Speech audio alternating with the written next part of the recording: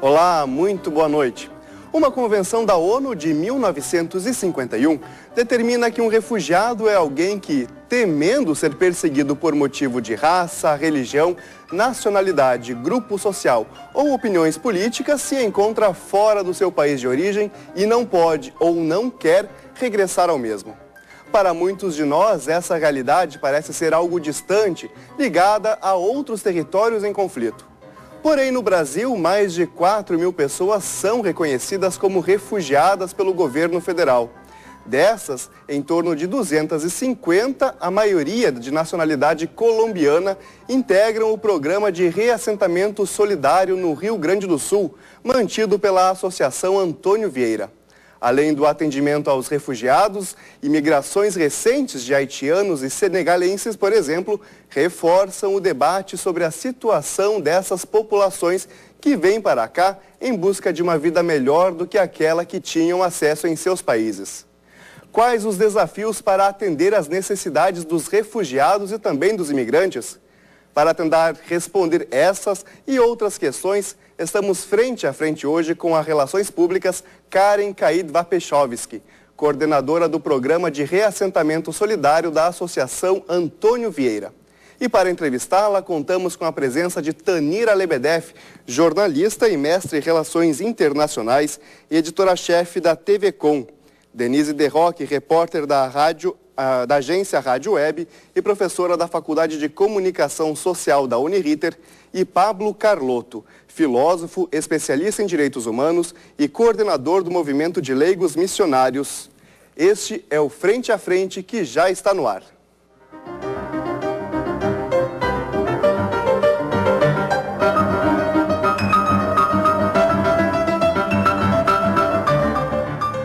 Lembramos que o Frente a Frente vai ao ar todas as quintas-feiras pela TVE e pela FM Cultura no 107,7 do seu rádio, com reprise aos domingos somente pela TVE às 9 da noite.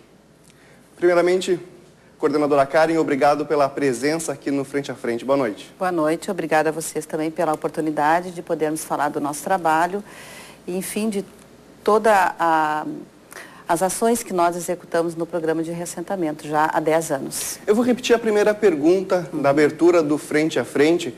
Como atender às necessidades dos refugiados, dos imigrantes, com diferenças culturais tão grandes? A gente sabe que aqui para o Rio Grande do Sul, colombianos, vieram também iraquianos, senegalenses, haitianos, e as diferenças culturais são muito grandes. Como atender às necessidades desses povos? Quando há uma previsão, por exemplo, da população colombiana que nós recebemos, nós conseguimos ainda nos preparar a parte social, cultural e conhecer mais, e também no caso da população palestina que recebemos em 2007, quando temos um tempo para nos prepararmos, para formar uma rede, para nós também aprendermos sobre aquela cultura, aí fica mais controlável, né, a questão das condições de acolhida. Agora, quando no caso dos haitianos, senegaleses e outras populações que estão aparecendo no Rio Grande do Sul, aí é um atendimento emergencial que é acionado. Então, primeiro se busca o atendimento da parte da moradia, da alimentação, da documentação. Aí depois, quando eles já têm essa parte suprida, então partimos para outras ações daí de socioculturais, né? Mas aí é mais difícil um pouco de nós nos relacionarmos com essas outras populações que chegam sem uma programação. Karen, o Rio Grande do Sul tem todo esse histórico de imigração italiana, imigração alemã. Isso ajuda, de certa maneira, as comunidades estão preparadas por causa disso para acolher esses refugiados? Sim, eu diria que isso é totalmente decisivo na boa disposição dessas comunidades na acolhida. Nós temos, assim, principalmente com italianos, nas cidades de Serafina Correia, Guaporé, mesmo em Caxias, né? Há pessoas que são sensibilizadas pela própria história da sua família, né? Então, quem não tem um pouco de nós aqui, imigrantes? Então, nossos parentes, avós, bisavós, que sofreram exatamente com a chegada sem nenhuma assistência, sem nada, e conseguiram, então, do nada, né, conseguiram sobreviver, formar famílias e se constituir brasileiros. Então, essas pessoas são muito sensibilizadas para ajudar essas populações. Por isso que temos um histórico muito positivo nas nossas cidades, né, onde nós temos o acolhimento no reassentamento. O que me remete a uma próxima pergunta, se vocês me permitem, o teu sobrenome, Łapechowski, origem polonesa. Polonesa, exatamente. Tem alguma história desse tipo que te comoveu, assim, te entusiasmou a trabalhar com refugiados? Pode ser que eu me dei conta disso depois, né? Mas essa afinidade com o estrangeiro, minha avó nunca falou português. Então ela criou os filhos, 8 filhos, parte da mãe principalmente, e não queria, inclusive, falar o português. E viveu e morreu numa cidadezinha no interior de Erechim, e assim ficou. Então, essas histórias que vão passando, e muito pouco, na verdade, eu fiquei, me dei de conta disso agora, né, trabalhando nessa área da migração. E como que nós temos o dever e o direito de promover os direitos dessas pessoas que vêm de longe, né, que não dá mais para fazer de conta que não existem essas pessoas no nosso estado, né. Antigamente era quase uma fatalidade chegarem imigrantes estrangeiros. Hoje em dia não dá mais para nós encararmos assim como caiu aqui, né? Sim. Não, nós temos que estar preparados para isso, diferentemente de 100, 150 anos atrás, dos nossos parentes que chegaram aqui. A senhora pode detalhar um pouquinho como é que são essas ações para recepcionar estas pessoas, estes refugiados, já que existe essa diferença cultural, né, essa dificuldade de adaptação, que tipo de trabalho é feito com essas pessoas durante este período para que elas consigam recomeçar suas vidas aqui? Bom, primeiramente nós, como eu te falei, nós nos preparamos, a equipe de trabalho, a instituição e também a rede para que isso aconteça. Aí depois, quando eles chegam, a gente estabelece um vínculo, né, porque nós visitamos as famílias no reassentamento, é a diferença que existe no reassentamento para o solicitante de refúgio. O reassentamento, ele tem 1 ano de assistência financeira e monitoramento, ele tem todo um suporte da nossa equipe para isso, né? Então nós vamos buscar nas comunidades as condições para a acolhida e a oferta de trabalho, de estudo, né? Então essas diferenças culturais, elas são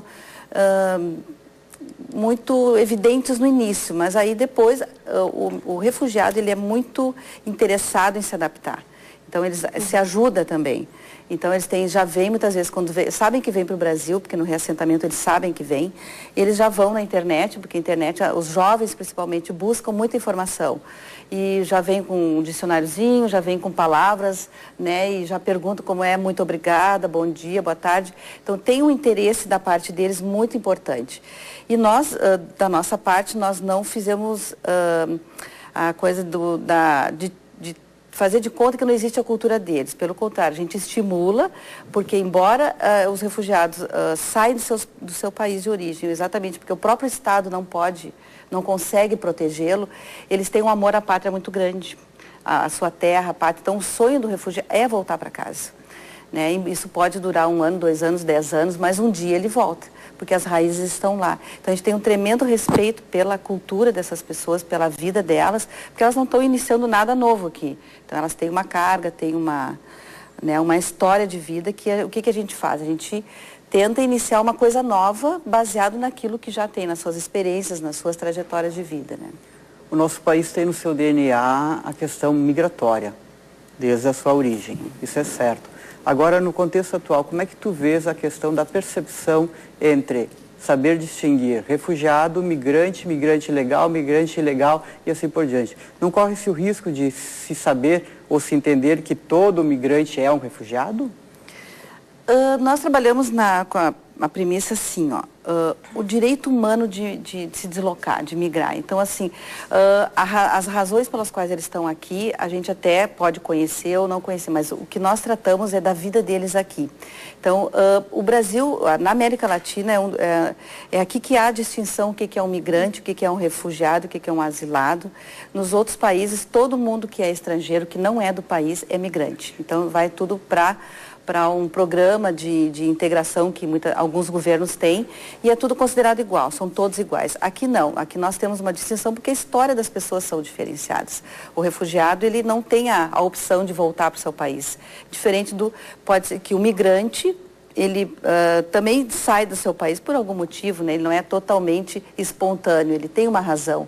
mas não é uma razão ligada à segurança, muitas vezes, como é o refúgio. Então, a distinção que nós fazemos, a gente sabe que é diferente, mas o trato com ele é o trato do direito, né, do direito humano de migrar, do direito humano de se deslocar e buscar melhores condições de vida. Então... Como é que fica a questão, por exemplo, assim, da dificuldade do refugiado no aspecto cultural e religioso? Num contexto em que nós somos a maioria cristãos, digamos. Bom, uma das ações do programa é assim, quando a gente entrevista a família lá no primeiro país de origem, no caso Equador, Costa Rica, Panamá, no programa de reassentamento, a gente já pergunta, ou se a pessoa manifesta, qual é o seu credo, religião e tal. Porque quando eles chegam aqui para nós, a gente também inclui na rede essas igrejas. Então, a igreja, a religião, a fé, é um componente muito importante na integração das pessoas. É uma forma deles se sentirem em casa.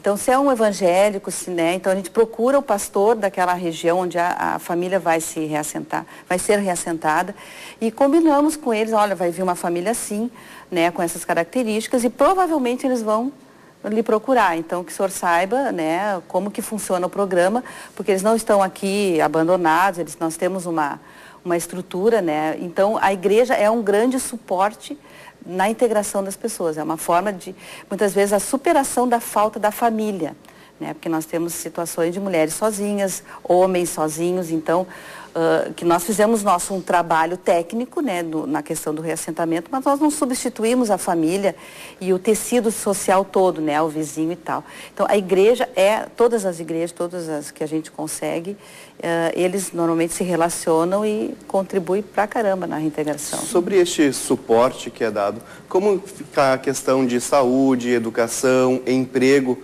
desses refugiados, desses imigrantes? Bom, na questão do trabalho e geração de renda, no Brasil no geral, e aqui eu falo do Rio Grande do Sul porque é a nossa realidade,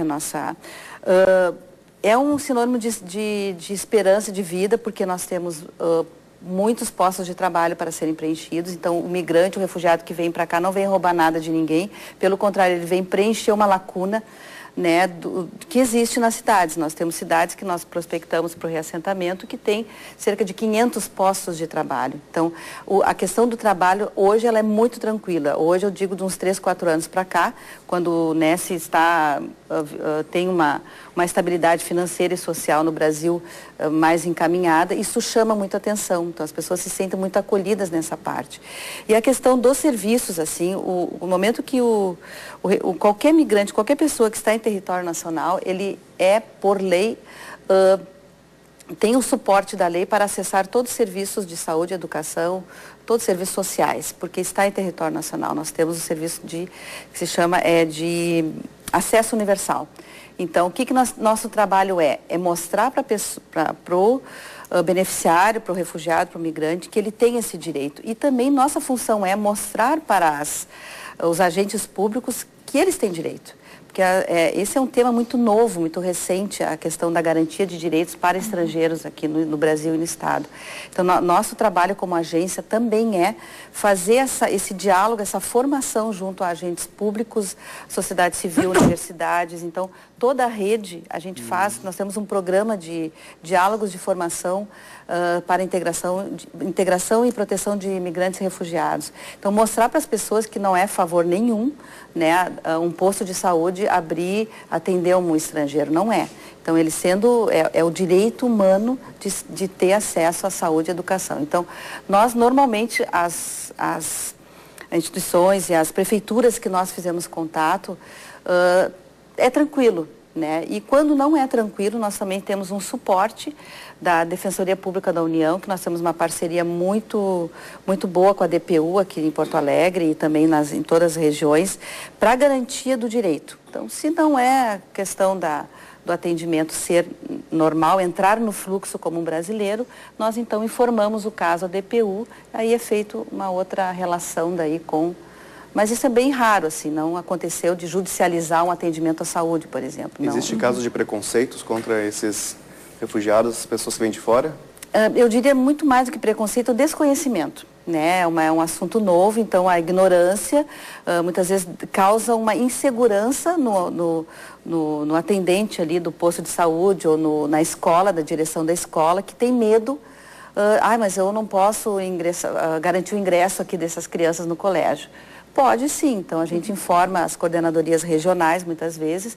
Então o trabalho de rede, assim, de informação, ela é quase 60% equivale ao nosso trabalho junto ao refugiado. É informar sobre o que ele é, da onde que ele vem e sobre os seus direitos também. Karen, me parece que tem duas situações diferentes que tu mencionaste, né? O reassentamento e o solicitante. Sim. São dois casos são distintos. duas, não é categorias, mas é dois tipos de proteção, né? A proteção ao solicitante de refúgio, ele se dá no momento que a pessoa chega ao Brasil como o primeiro país de asilo. Então, ele chega em portos, aeroportos, fronteiras, em todo, porque né, o tamanho da fronteira brasileira, ela é total, né? Ou é por mar, ou é por terra, e tem acesso. E Seria o caso dos haitianos, por exemplo, que vieram depois do terremoto de 2010. Sim.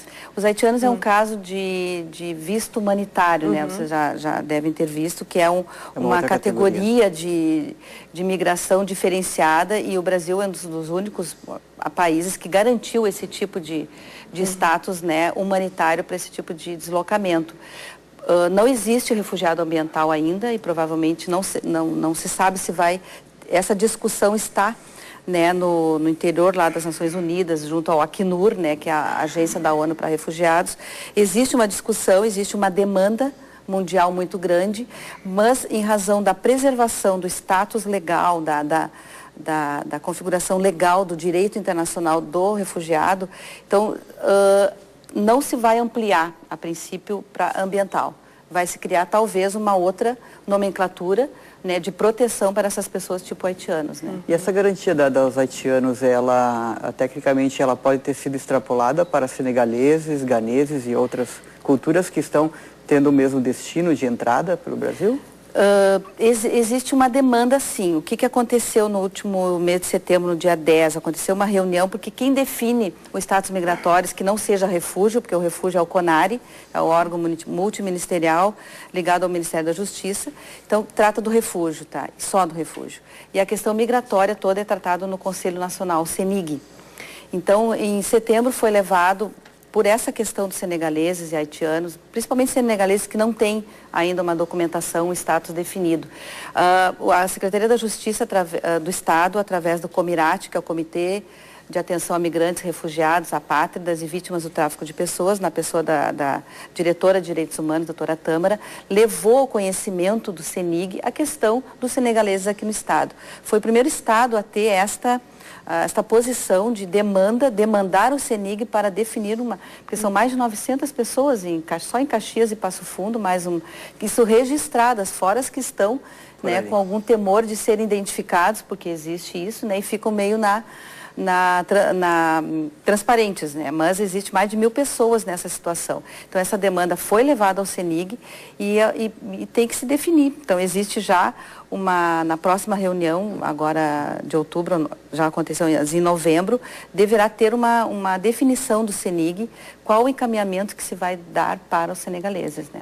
A gente tem recursos financeiros e humanos para lidar com essas demandas todas, caso aí dos haitianos, né? Chegavam pelo Acre, ficaram numa cidade que já mal tinha estrutura para dar conta da sua população. Como é que o Brasil está atacando esse problema?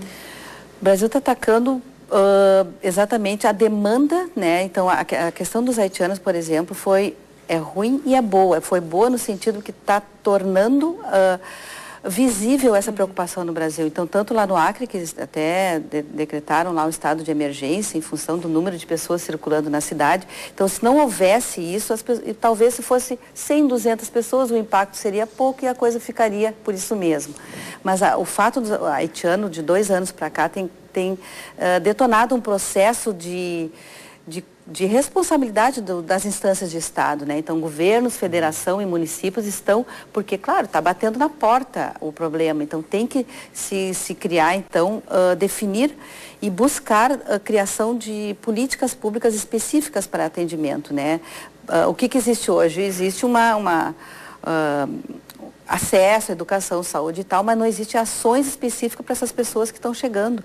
Então, o caso haitiano realmente foi assim para detonar um processo de preocupação, né? Então, eu digo assim, o Brasil deve ainda a essa migração, né, que veio, porque daí que se está se preocupando com isso. Por quê? Porque a sociedade civil até agora tem arcado com isso. Historicamente, quem está levando ou carregando o piano do atendimento aos migrantes, refugiados no Brasil é a sociedade civil, na forma das igrejas principalmente, que tem um compromisso muito de largo prazo, né? Não é um compromisso pontual. Então, assim, a igreja arca, as entidades, instituições ligadas à igreja arcam com uma responsabilidade que está demasiada já. Por quê? Porque com recursos da igreja, com recursos de doações e tal, é um trabalho que está sendo feito até agora muito, né? O Pablo pode nos dizer que a congregação escalabriniana, que tem uma rede, que tem por missão o trabalho junto a migrantes, está já sobrecarregada, principalmente em Caxias. Tanto a parte de padres, de irmãs e nós também leigos. Leigos também. Nós, os leigos, por exemplo, trabalhamos com isso em mais de 30 países.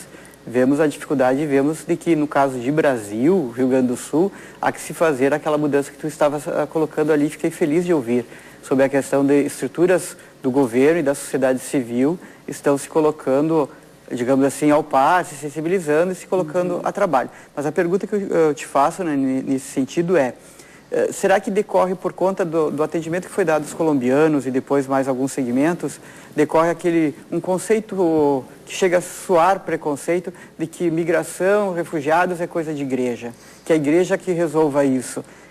Procede já uma mudança dessa mentalidade na sua percepção? Nós que trabalhamos com instituições vinculadas à igreja, porque a Associação Antônio Vieira é dos jesuítas e também os escalabrinianos e outras congregações, a nossa função agora, além de atender emergencialmente as demandas que se colocam, é fazer essa incidência política junto aos governos para que haja um compartilhamento de responsabilidades, né? Porque isso que a nossa demanda, quando levamos ao governo do estado aqui, junto à Secretaria dos Direitos Humanos, da criação do comitê estadual, é para quê? Para que o governo, então, tenha, né, se coloque como também corresponsável nisso aí. Porque senão, se nós não fizermos, nós, da sociedade civil e da igreja, né, das congregações, não fizermos uma incidência quanto a isso, nós vamos carregar o piano por mais quantas décadas, e né? levaremos o ônus, até porque Exato, a questão migratória está crescendo a olhos vistos. Então, assim, Rio de Janeiro, São Paulo já existem os comitês há mais tempo, Curitiba também, mas assim, o único comitê ainda com essa característica de atendimento a migrantes, apátridas e vítimas do tráfico é o nosso aqui. Exatamente porque a sociedade civil se reuniu e propôs isso para o governo do estado e foi acolhido, né? Então, hoje nós temos uma relação muito interessante de criação, de propostas de criação de políticas no Estado para atendimento a essas pessoas. Porque o que acontece? Não é só o que vem o migrante refugiado. Por exemplo, nós temos agora grandes eventos. Vai ter a Copa, agora temos acontecendo, né? Então, a preparação da sociedade para receber estrangeiros. Ontem mesmo deu no jornal que não tem, né, as placas, sinalizações, uma cartilha, né, com idiomas, assim, é muito pouco. Então, isso é o mínimo, mas tem que ter uma estrutura, né, governamental que dê esse suporte, porque senão a sociedade civil vai acabar arcando ainda por mais um tempo. E me parece assim, que, pragmaticamente falando, interessa para um governo, em qualquer esfera, município, estado, federal, ter uma população legal, né, legalizada, que é economicamente ativa, né? E também em termos de estratégia de política externa, né? O governo brasileiro que quer uma posição mais relevante junto à ONU, que faz isso através das suas missões de paz, notadamente no Haiti também. Interessa ser um país que sabe acolher esse movimento que é crescente, como tu falaste, né? Inclusive, né, nessa linha visualizando a questão da política externa, de todo a imagem do Brasil aí fora é do quê? É de prosperidade, é de esperança e também de abertura para essas pessoas. O que está acontecendo tanto no Brasil quanto na América no geral? Enquanto a Europa fecha as portas, né, que existe um controle migratório muito grande, o Brasil está fazendo ao contrário. Nós estamos abrindo as portas, mas também dando condições para essas pessoas viverem aqui. E uma forma de ter política também é uma forma de controle, mas é uma forma de controle com benefícios, né? Saber quem está aqui, quem é. Hoje não existe um diagnóstico, nós não sabemos quem está aqui no Rio Grande do Sul, quais são as nacionalidades, qual é a população de imigrantes, refugiados. Quem tem um dado mais aproximado, um dado oficial, é a Polícia Federal, porque o estrangeiro é obrigado a se registrar lá.